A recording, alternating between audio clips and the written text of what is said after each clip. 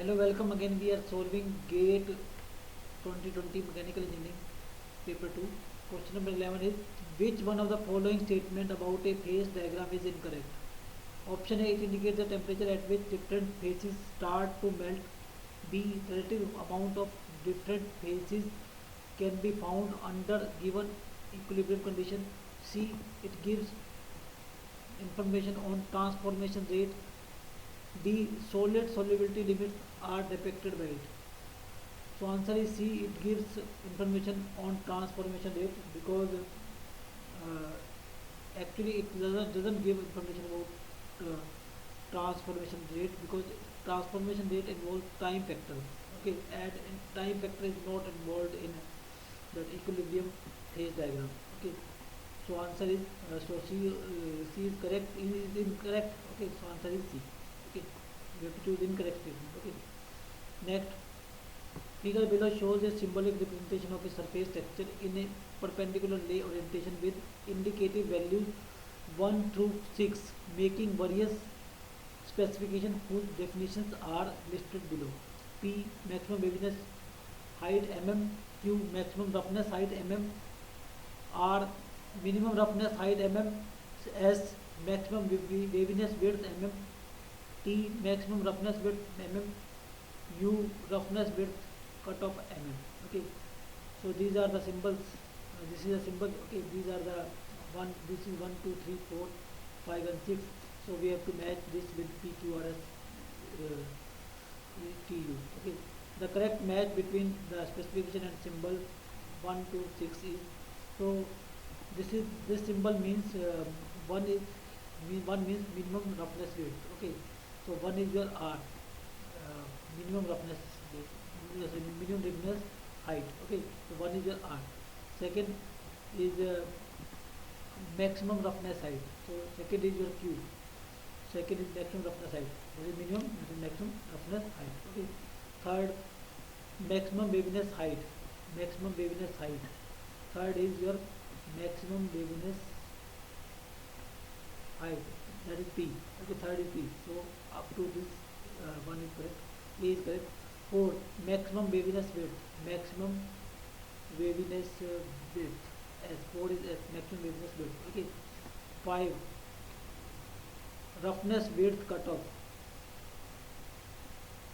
VU, roughness width cutoff. And 6 is your maximum roughness width. Okay, so answer is your A. Okay.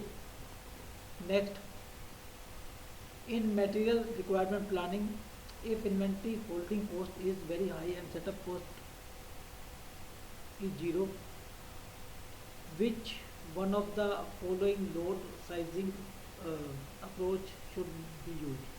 Option economic order quantity, B, load for load, C, base stock level, D, fixed period quantity for 2 periods. Okay, as the holding cost is very high and setup cost is 0, so the load for load approach is the best approach. Okay, so because in this no setup cost is involved, because and in there and hold, we do not have to hold the job. Okay, so whereas in economic order quantity we have to hold the job. Okay, and holding cost is very high. Okay, so answer is your next. Which of the following condition is used to determine the stable equilibrium of all partially submerged floating bodies? Option A, center of buoyancy must be above the center of gravity. B, center of buoyancy must be below the center of gravity. C, meta center must be higher level than the center of gravity. D, meta center must be at lower level than the center of gravity. Okay, so this is your meta center, and the meta center for the floating body, the meta center should be uh, above the center of gravity and buoyancy. So this is a stable equilibrium condition for floating body. This is stable meta center is between B and G, and when the meta center and center of gravity coincide, then it is a neutral equilibrium. So answer is C. The meta center must be higher level than that of center of gravity. Okay. Next, In the space above the mercury column in a barometer tube, the gauge pressure of the vapor pressure is option A positive but more than 1 atmosphere, B negative, C 0, D positive but less than 1 atmosphere. So gauge pressure, mm, mm. so suppose this is your barometer, okay, and this is atmospheric pressure, and this is 760, atmospheric pressure is 760 mm of mercury, okay, and above this there will be no pressure. So so to equate the atmospheric pressure equal to this, okay, 760. If there is not a vacuum here, okay, then the this pressure will not balance the atmospheric pressure, okay, this pressure will be more than uh, the atmospheric pressure, okay, so there is vacuum here, okay, so vacuum at the floor. Mercury column barometer tube, the gauge pressure of the vapor is B, so it is negative. That's why the this when atmospheric pressure is applied, that is the reason, because of the mercury can go through this, okay, uh, because of pressure, because of atmospheric pressure, okay. If there is vacuum, if there is positive pressure, then the mercury cannot go into the column, okay. So answer is B. Next, a closed vessel contains pure water in thermal equilibrium with its vapor at 25 degrees Celsius. Stage 1, as shown. This is stage 1. Okay. This is wall, this is water vapor, this is water.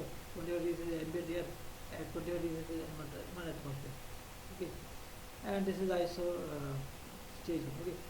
This is stage 1, 25 degrees Celsius water, water vapor, and valve. Okay.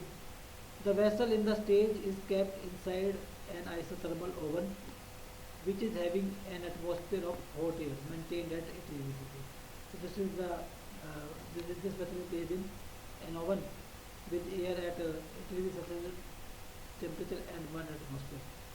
The vessel changes heat with the oven atmosphere and attains a new thermal equilibrium, stage 2. Okay, it exchanges heat with this, okay, and new thermal equilibrium, and attains a new thermal equilibrium. If the valve A is now open inside the oven, what will happen immediately after opening the valve? Option A, water vapor inside the vessel will come out of the valve A. B, hot air will go inside the valve, inside the vessel through valve A. C, nothing will happen. The vessel will continue to remain in equilibrium. D, all the vapor inside the vessel will immediately condense. Okay, so when this valve is opened, then air will go through this. Okay, because this is at 80 degrees Celsius and the vapor is at 25 degrees Celsius. Okay, so this vessel, the air will go, heat will go from higher temperature to lower temperature according to second law of thermodynamics classes statement. Okay, so answer is your B. Okay. So according to classes statement, the second law, heat will travel from hot body to cold body unattended. Okay. So answer is your A. So this air will go inside the this bottle or whatever